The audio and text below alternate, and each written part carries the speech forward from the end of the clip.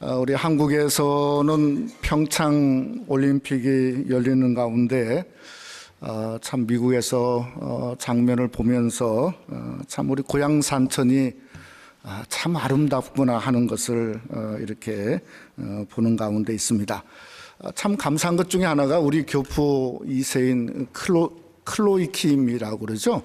우리 토렌스 출신인데 이게 정말 스노우보드에서 최고 기록을 가지고 금메달을 딴 걸 보면서 얼마나 기뻤는지. 그 아버지가 이렇게 방송에 나오는데 어디서 많이 본 사람 같아요. 토렌스 출신이라 그런지 참 너무 기뻤습니다. 이 올림픽을 보통 금빛 레이스라고 그러지 않습니까? 그러니까 금메달 따는 경주다. 그런데 제가 이렇게 가끔씩 보다가 느끼는 건 금메달 경주가 아니고 금메달 전쟁 같습니다. 전쟁. 야, 참 저러다가 꼭 죽을 것 같은데 그러면서도 뛰어오르는 모습을 참 보면서 야, 참 대단하다는 생각을 하는 가운데 있습니다.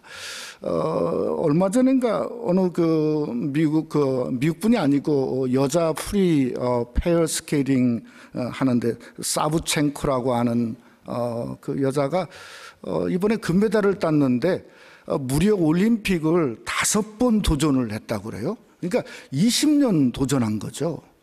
근데 메달을 안 딴 것이 아니고 메달 따기는 딴 것 같아요. 근데 금메달 따려고 5번을 도전하고 그저 안 되면 또 남자 파트너를 바꾸고 또 바꾸고 그러고 그것도 안 되니까 이번에 독일에서 땄는데 국적을 3번을 바꿔서 금메달을 결국은 땄다. 참 지도가다는 생각을 제가 이렇게 했습니다. 여러분, 오늘 우리가 너무 잘하는 이 7대접 재앙 중에서 6번째가 아마겟돈 대전입니다. 아마겟돈 전쟁. 이건 좀 어떨까? 예? 보통 인류 대전이라고 그러죠. 대전이 아니고 서울 대전이 아니고 대전, 큰 전쟁이다. 어떤 분은 인류 최후의 전쟁이 될 것 같다. 또 이건 뭐 3차 대전이 그럴 거니까 결국은 핵전쟁이 아니겠는가 하는 그런 많은 말들을 하고 이렇게 너무나 잘 알고 있습니다. 문제는 그 아마겟돈 전쟁을 세대주의자들, 그러니까 세대주의적으로 해석한다고 하는 데 있다고 생각이 되어집니다. 장소가 마지막 전쟁이 이스라엘 무기토 전투가 될 거다 하는 것들을 우리가 많이 이렇게 들어보지 않았습니까? 또 어떤 그런 그 맥락에서도 똑같은 게 있는데 예수님이 오실 때 소위 back to 제루살렘, 그래서 예수님은 예루살렘에 올 거다 하는 어떤 장소적 시오니즘을 이렇게 붙들고 있는 것이 이게 참 문제 중에 하나라고 생각이 되어집니다. 오늘 그 모습이 마치 그 6번째 그 대접의 재앙에 동원된 14절에 온 천하 왕들 같습니다. 여기에 온 천하 왕들이 왜 여기에 동원이 되어져 있냐면 그들이 그 모인 이유가 뭔가 하면 하나님과 싸우겠다고 모인 거죠. 아니, 자기가 왕이면 왕이었지 인간이지 않습니까? 인간이 하나님과 싸우겠다고 모였으니까 이게 뭐 어불성설이죠. 말이 안 됩니다. 근데 오늘 성경은 뭐라고 말했냐면 모였다는 거예요. 모였다. 왜 모였을까? 완전히 이 사람들은 미혹된 거죠. 누구에게 미혹되었냐면 14절에 분명히 말합니다. 그들은 귀신의 영들이라. 그러니까 귀신의 영들에게 몸과 마음, 영혼까지도 미혹되어서 모이라 하니까 그냥 모이게 된 거예요. 이 똑같은 사건이 지난 주간에 플로리다에서 일어났지 않습니까? 고등학교를 퇴학당한 그 니콜라스라고 하는 그 어떤 살인마가 그저 자기 친구들을 죽이려고 학교에 파이어 알람을 그저 작동시켜서 거기에 튕겨 나오는 자기의 친구들을 총으로 쏴서 무려 17명을 그 다리에서 죽게 만들지 않았습니까? 근데 이 살인마가 한 고백이 뭔가 하면 자기가 왜 그랬냐 이렇게 고백했죠. 악령이 가서 총으로 쏘라고 했다는 거예요. 그래서 쏜 거예요. 그 똑같은 일들이 오늘날도 일어나고 있다는 거죠. 그러니까 우리가 무슨 이 6번째 대접의 재앙을 무슨 핵전쟁이나 아니면 어떤 핵 공포적인 사건으로만 사실은 이해할 수 없다고 하는데 있다고 하는 겁니다. 지난번도 말했지만 요한계시록에 나오는 인해 재앙, 나팔 재앙, 그리고 7번에 걸친 대접의 재앙은 이건 무슨 연대적으로 해석하면 그것처럼 문제가 있다고 하는 거죠. 그렇기 때문에 이건 뭔가 중복적이고 점진적으로 우리가 이해하자, 그렇게 말씀을 드렸지 않습니까? 또 여기에 하나 더 덧붙이면 저는 목회적으로도 이해해야 된다, 이렇게 생각을 합니다. 왜 그런가 하면 오늘 15절 말씀에 뭐라고 말했냐면 재앙 중에 이런 말을 했어요. 깨어있는 자가 맨 마지막에 복이 있다는 거예요. 그러니까 당시에 사도 요한이 에베소 교회를 목회했던 목회자였는데 이 아마겟돈 전쟁을 말하면서 너희는 깨어있으라, 깨어있는 자가 복이 있다. 그러니까 그들이 가서 피난 간 것도 아니고 뭔가 그들이 뭔가 싸움을 준비한 것도 아니고 두려워하지 않고 그들은 전혀 동요해주지 않고 그렇구나, 우리는 깨어있어야 되겠구나. 그래서 재앙 중에 그들은 깨어있는 성도의 복된 길을 택하였다는 거죠. 그게 목회적인 요한계시록의 해석의 한 부분이라고 생각이 되어집니다. 그냥 오늘은 무슨 우리가 공포의 사건을 들으려고 이곳에 온 게 아니고, 저는 14절에 말한 것처럼 하나님 곧 전능하신 이의 큰 날, 이 성경에 수없이 전능하신 이의 큰 날은 여호와의 날이라고 성경은 우리에게 말씀하고 있거든요. 그러니까 이러한 사건 말세를 당하면서 저와 여러분이 사모해야 될 날은 바로 여호와의 날을 사모하고 여호와의 주님의 그 놀라운 날을 기대하고 바라볼 수 있는 시간이 바로 오늘 말씀을 묵상하는 저와 여러분 속에 함께 하시기를 주님의 이름으로 축원합니다. 그래서 우리가 오늘 말씀을 함께 상고하면서 정말 주님의 날을 사모하는 모습이 우리에게 있어야 되겠다.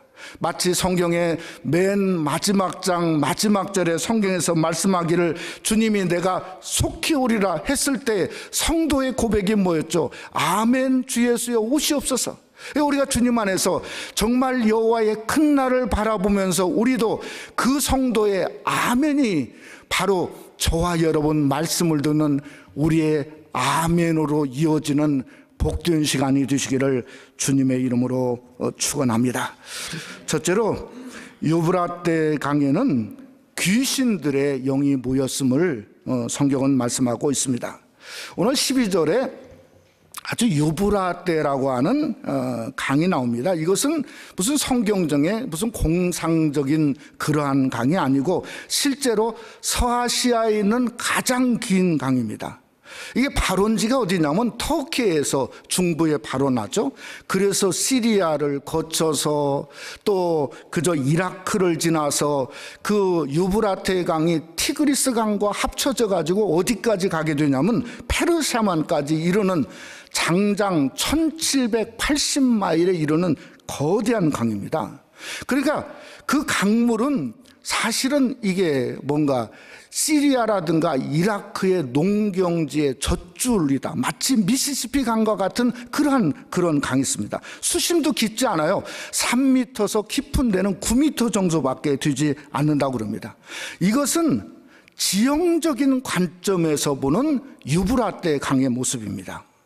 근데 중요한 것은 영적으로 볼 필요가 있어요. 영적인 유브라테 강의 위치가 뭔가를 우리가 한번 생각해 볼 수 있어야 됩니다. 왜 생각을 해봐야 되냐면 재앙으로 말미암아 유브라테 강이 12절 말씀에 보면 말랐다고 그랬어요. 말랐다. 그리고 동방에서 오는 왕들이 통로가 열어져서 예비되었다고 그랬어요. 그러면 현재 사실 유브라테 강의 가장 큰 문제가 오늘날 그겁니다. 터키에서요 전부 댐을 만들었어요. 물이 부족하니까. 또 시리아도 댐을 건설했어요. 그러니까 이라크에 정말 문제가 뭔가 하면 그게 농업용수가 없는 거예요. 강들이 말라서. 그러면 성경에서 말하고 있는 그저 뭔가 아마겟돈 전쟁의 때가 지금인가? 어떻게 생각하세요? 천만의 말씀이죠. 그래서 우리가 영적인 위치의 유브라테 강이 사실은 우리에게 해석이 필요하다고 하는 거예요. 근데 해석을 보면 전혀 우리와는 다른 생각을 성경은 말하고 있어요. 여러분, 창세기 15장에 나오는데 창세기 15장 18절에 보면 유브라테 강의 위치를 성경은 이렇게 말씀하고 있습니다. 거기에 성경 말씀 한번 보시면 뭐라고 말씀했냐면, 그날의 여호와께서 아브람과 더불어 언약을 세워 이르시되 내가 이 땅을 애굽 강에서부터 그 큰 강 유브라테까지 내 자손에게 주노니. 무슨 말이죠? 아브라함에게 이스라엘의 그 땅을, 지역을 주는데 맨 북방선이 어디냐면 그 큰 강 유브라테까지 약속의 땅으로, 하나님이 축복의 땅으로 주셨다 하는 것을 성경이 말씀하고 있다는 겁니다. 그러니까 우리가 시작부터 성경적인 영적인 위치는 전혀 다른 겁니다. 또 강이 말랐다 칩시다. 여러분, 강이 말랐다고 그래서 그 말랐다는 자체가 세계 마지막 전쟁 그저 뒤였다 하는 것은 잘못된 해석이죠. 왜 그런가 하면 성경에 보면 강이 마른 사건이 저주가 오는 경우가 그렇게 흔치 않았습니다. 여러분, 홍해바다 속은 뭐죠? 바다가 어떻게 됐죠? 마른 땅이 되었죠. 그래서 이스라엘 민족이 그 마른 땅을 건너갔다고 말씀하고 있지 않습니까? 여러분, 요단강은 어떻죠? 물줄기가 그저 강물이 넘치는 그런 지역이었는데도 하나님의 역사로 그 강이 말라서 이스라엘 200만 명이 건너갔으니 그게 저주였습니까? 아니죠. 축복이었다는 거죠. 그러니까 어떤 면을 보면 강이 말랐다 하는 것은 저주만 있는 게 아니라 성경적으로 영적인 위치로 말하면은 오히려 승리가 있고 축복이 있고 하나님의 언약이 그 안에 있음을 우리에게 말씀하고 있다고 하는 것을 성경을 통해서 우리에게 말하고 있는 것입니다. 또 하나 한번 생각해 보면, 강이 그러면 정말 말랐다 생각을 해보자고요. 동방의 문이 열려졌어요. 왕들이 얼마든지 올 수가 있어요. 그런데 오늘 성경에 보면 그저 거기에 용이 있었고, 쉽게 말하면 사단이죠. 또 짐승이 모였고, 또 거기에 말하면 사단의 우상이죠. 거짓 선지자가 함께 모였는데, 아니 자기들이 그저 강이 말랐으면 자기들 군대를 이끌고 쳐들어오면 될 거 아니겠어요? 그런데 오늘 성경에 보니까 이 세 그룹들이, 여기에 보면 용과 짐승과 거짓 선지자의 무리가 연합을 시도한 거예요. 함께 모였어요. 그래서 14절에 그들을 모았다고 성경은 말씀하고 있다는 거죠. 어떤 신학자는 이렇게 말했습니다. 용과 짐승과 그 다음에 거짓 선지자가 모인 것을 사단의 삼위일체라고 하는 표현을 썼어요. 이거 정말 잘못된 겁니다. 여러분, 삼위일체가 이게 아니죠. 어디서 삼위일체란 말을 그렇게 쉽게 쓸 수 있습니까? 절대 이건 삼위도 될 수 없고 일체도 될 수 없습니다. 이건 뭔가 이게 세 개가 전부 연합한 거예요. 그냥 연합한 거죠. 왜 연합했을까? 이유가 뭡니까? 혼자는 안 되거든요. 혼자는 안 되니까 연합한 거예요. 또 하나는 우리가 그동안 재앙을 보면서 알았지만은 그 이유가 뭔가 세력이 급속도로 약화된 겁니다. 왜 그런가? 다섯째 재앙의 짐승의 보좌에 하나님의 진노의 대접을 쏟으니까 어두워졌죠. 그러니까 세상이 다 하는 겁니다. 힘이 빠진 겁니다. 그러니 누가 사단 마귀를 따르겠습니까? 안 따르죠. 여러분, 언제 사단 마귀를 따릅니까? 언제 사단 마귀를 따르죠? 성경적으로 말하면 고린도 후서 11장 14절일 때 사단 마귀를 따릅니다. 거기 보면 이렇게 말씀했어요. 사단도 자기의 광명의 천사로 가장하나니. 그러니까 사단이 광명의 천사처럼 권세와 능력을 가졌을 때, 그때 세상 사람들이 미혹에서 따를 수밖에 없는 거 아니겠습니까? 이때만 따르죠. 그런데 이 힘이 없고 약화되면 절대 안 따릅니다. 절대 안 따라요. 오늘 여기 보면 사단이 그저 용이나 짐승이나 거짓 선지자에서 그들의 정체를 드러냈어요. 그러니까 거짓 영도를 드러냈습니다. 왜 실체가 나왔는가? 사단 마귀는요, 그 실체를 함부로 드러내지 않습니다. 언제 드러냅니까? 약화되었을 때, 어쩔 수 없을 때 드러내는 거죠.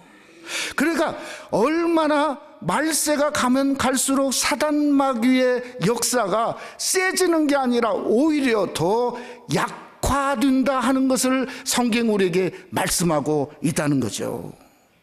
그러면 누가 따르는가?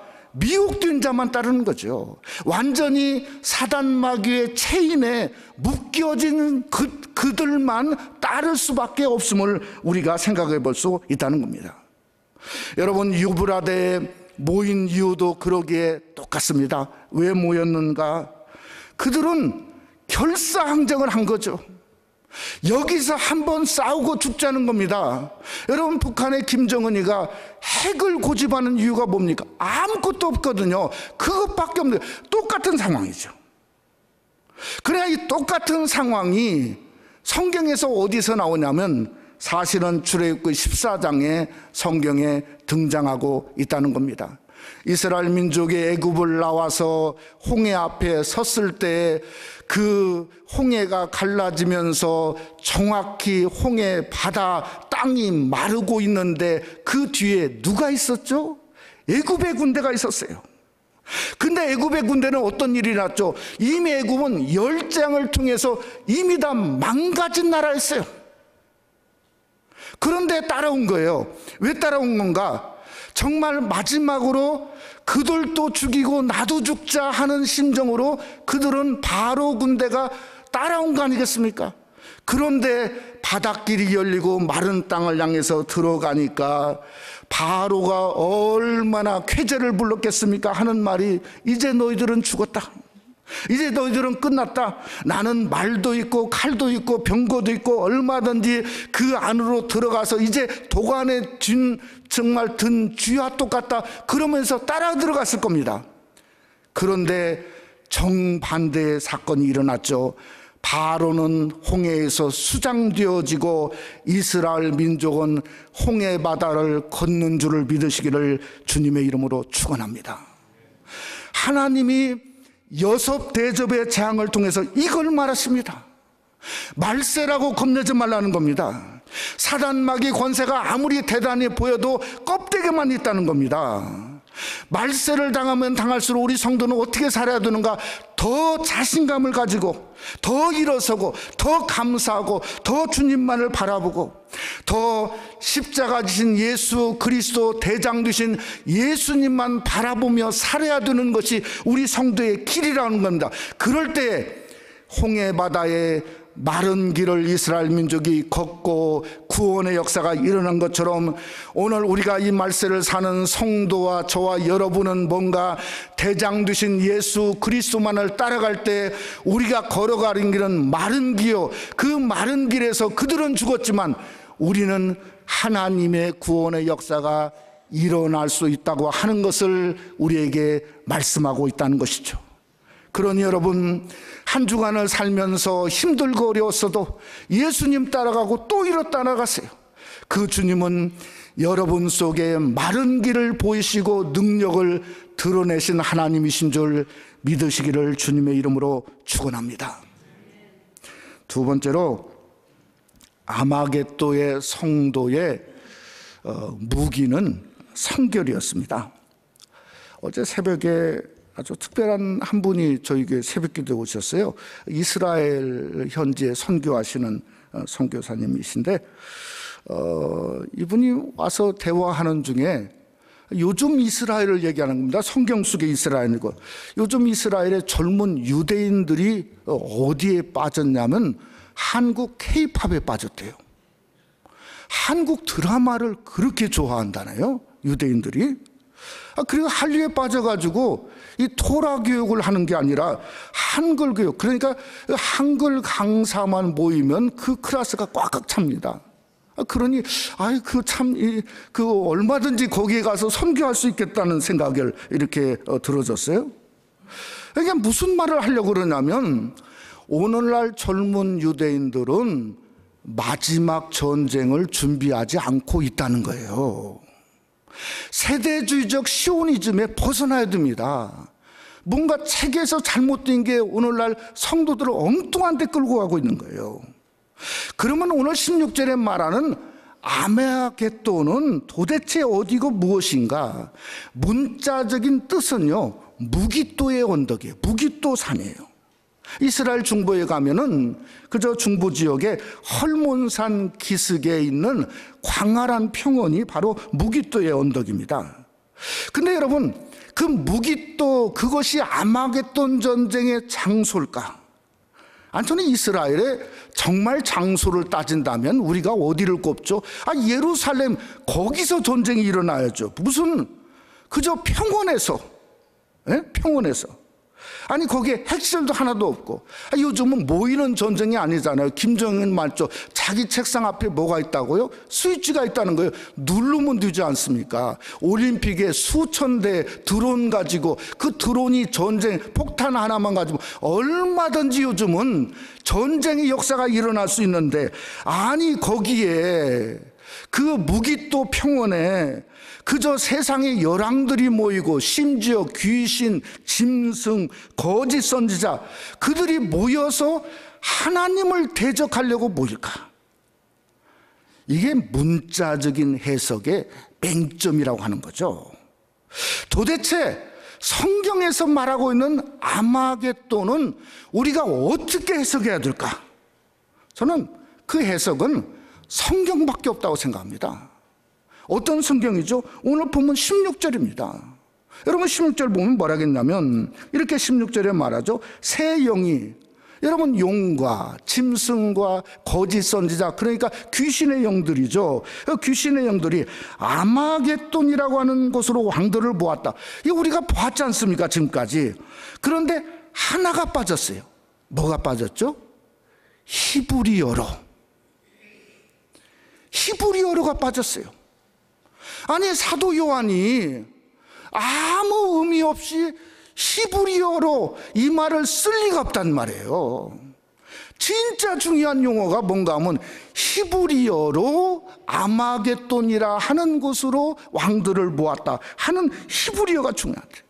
히브리어로라는 말의 뜻은 뭔가 하면 히브리적으로 아마겟돈을 보라는 거예요.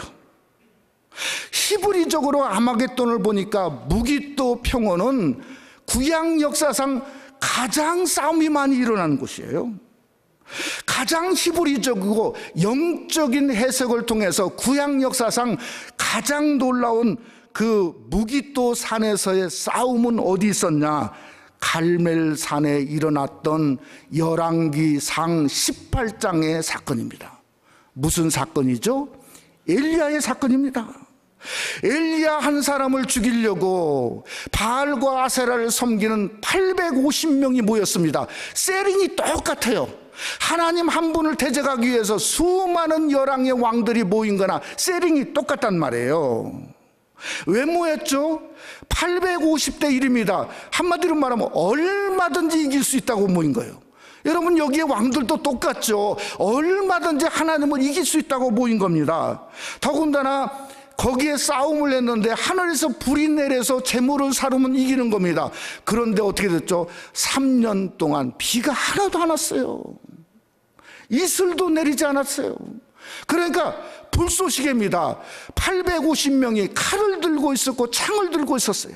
얼마든지 그걸 해서 불을 낼 수가 있고, 한 번만 그저 하면 그냥 불이 나는데 이른 새벽부터 밤이 될 때까지 그들은 자기들의 신을 부르고 몸을 그저 상하면서 불렀는데 불을 낼 수가 없었습니다. 채물을 사를 수가 없었습니다. 아무리 해도 안 되는 거예요. 여러분, 그럴 때 어떤 일이 일어났죠? 엘리야가 사람들을 불러 모았습니다. 제단을 쌓으라 말했습니다. 그 다음에 나무를 올려놓고 재물을 거기에 쏘놓고 그 다음에 물을 갖다 붓기를 가득 부어서 도랑에 가득하고, 엘리야가 어떻게 했냐? 한마디를 했습니다. 뭐라겠죠? 여호와여 응답하소서. 여호와여 응답하소서. 그랬더니 열왕기상 18장 38절에 보면, 우리 한번 다 같이 한번 보죠. 다 같이 한번 읽습니다. 시작. 이에 여호와의 불이 내려서 번제물과 나무와 돌과 흙을 태우고 또 도랑에 물을 핥은지라. 여러분, 무슨 말이에요? 한마디 했더니 하나님의 불이 내려서 재물뿐만 아니고 도랑의 물까지 전부 핥은 역사가 일어났다는 거예요. 그래서 850명을 똑같이 무기또의 평원인 기손 시내가에서 죽였다고 성경은 말씀하고 있습니다. 이것이 히브리어로 아마겟돈이에요. 일방적 승리예요. 히브리어로 아마겟돈이 어디서 일어났나? 예수님의 십자가에서 똑같이 일어났어요. 그들은 뭔가 어떻게든 예수님을 십자가에 못 박는 것으로 끝났다고 생각했어요. 사단 마귀는. 그래서 예수를 십자가에 못 박았습니다. 만약에 예수님을 십자가에 못 박음으로 말미암아 사단 마귀가 멸하는 것을 그들이 알았다면, 아니 사단 마귀가 예수님을 못 박을 리가 어디 있어요. 자기들이 멸망당하는데, 비록 실수로 못을 박았을지라도 살아있을 때 못을 뺐을 거 아닙니까? 그래서 내가 예수 안 죽였다, 왜? 할 말이 있잖아요. 그러나 끝까지 예수님을 십자가에 못 박고 죽였지 않습니까? 결과는 예수님은 부활했고 그들은 멸망당한 것을 믿으시기를 주님의 이름으로 축원합니다. 그것이 히브리어로 아마겟돈입니다. 전적인 하나님의 승리죠. 엘리야가 이스라엘 민족을 향해서 뭐라고 하냐, 이렇게 말합니다. 너희가 언제까지 머뭇거리느냐? 여호와 하나님이 진짜 하나님이면 하나님을 따르고 바알이 만일 하나님이면 하나님을 따를지라. 무슨 말이죠? 바알을 따르란 말이 아니에요. 하나님을 다시금 머뭇거리며 따르란 말이에요. 그럴 때 일방적인 승리, 850명을 한꺼번에 죽일 수 있는 권세와 능력을 하나님의 손에 일어날 수 있다고 성경은 말씀하고 있다는 것이죠. 오늘 계시록 16장에도 아마겟돈 대적에 앞서서 분명히 먼저 말합니다. 15절 말씀에 뭐라고 하죠? 보라, 내가 도적같이 오리니 누구든지 깨어 자기 옷을 지켜 벌거벗고 다니지 아니하며 자기의 부끄러움을 보이지 아니하는 자는 복이 있도다. 무슨 말입니까? 말세이면 말세일수록, 세상이 어두우면 어두울수록 그저 우리의 성도의 무기는 뭔가? 성결밖에 없다는 거예요. 성결, 거룩밖에. 그러니까 성도가 거룩해야 자기 옷을 지킬 수 있어요. 여러분이 옷을 지키고 있잖아요. 그저 뭔가 여러분의 지금까지 살아온 신앙의 것을 지키는 겁니다. 믿음의 그 모양을 지키는 거죠. 어떻게? 성결로. 자기의 부끄러움을 보이지 아니하는 자는 복이 있도다. 여러분, 이 세상에 사단 마귀가 어떤 식으로 말세에 그저 뭔가 껍데기만 입지만은 우리에게 비록 아마겟돈에 어떤 모양이 온다 할지라도 겁내지 마세요. 예수 안에 있으면 히브리어 아마겟돈이 되는 줄 믿으시기를 주님의 이름으로 축원합니다. 예수님이 일방적으로 승리하게 하시는 거예요. 예수님의 전적인 승리밖에 없는 거예요. 우리는 뭔가 우리의 무기는 더 성결한 겁니다. 더 정결한 겁니다. 더 하나님 앞에 바로 서는 겁니다. 그것을 복으로 삼으라고 15절에 우리에게 말씀하고 있는 줄을 믿으시는 여러분이 되시기를 주님의 이름으로 축원합니다. 그러니 말세는 조금만 성결하면 진짜 복이 넘치는 거예요. 세상이 어두울 때 어두움 속에 작은 촛불은 더 빛나게 됐어요. 작은 성결은 더 하나님 보시기에 아름다운 축복의 길이 될 수 있음이, 우리에게 축복의 길을 걸어가는 우리의 모습이 되어야 된다고 하는 것이죠. 말씀을 마치고자 합니다. 지난 수요일이 우리 영어로 말하면 애쉬 웬스데이였습니다. 제 수요일, 다름 아닌 사순절을 시작하는 출발점이었죠. 우리가 사순절 장로님 기도하셨는데 사순절 그러는데 사순절이 뭡니까? 예수님의 십자가의 고난을 묵상하고 그 길을 걸어가는 길에 그게 사순절 절기입니다. 저는 십자가를 통해서 오늘 본문을 보니까 십자가는 뭔가 이렇게 정리하게 되었어요. 유브라데와 다름 아닌 아마겟돈의 만남이 십자가다, 이렇게 생각하게 됐어요. 십자가는 유브라데와 아마겟돈의 만남이에요. 왜 그런가? 왜 유브라데인가? 십자가 앞에 누가 있었죠? 세상의 왕, 당시의 로마의 황제의 이름이 있었죠. 그러니까 짐승이 모였죠. 거기에 대제사장들이 예수님을 끌고 가서 십자가에 못 박도록 넘겨줬죠. 거짓 선지자가 있었죠.